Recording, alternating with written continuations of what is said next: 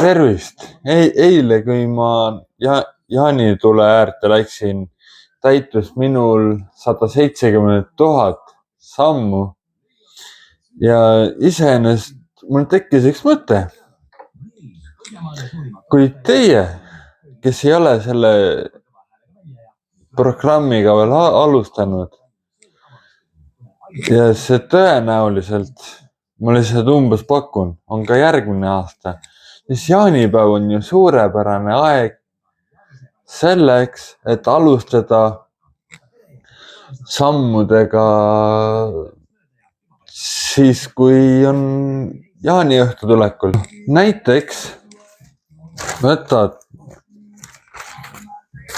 ajalehe Tartu Postimees. Ütleme, et elad Tartus ja sa võtad ajalehe Tartu Postimees. Ja siin on näiteks selline asi nagu laeva Jaanituli. Ja selle asemel autoga kohale minna. Sa saad ju jala minna, et jala kohale, mõllad seal, viskad kummikud ja tõstad kaste ja kuulad parvepoisse ja mis seal veel oli. Kõike seda ja lähed jala Tartusse oma koju tagasi. Ja ongi 170 000 sammu koos. Lihtne. Jätke meelde, järgmine aasta saate kasutada.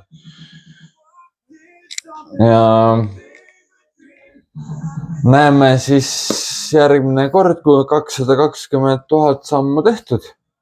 Tšau!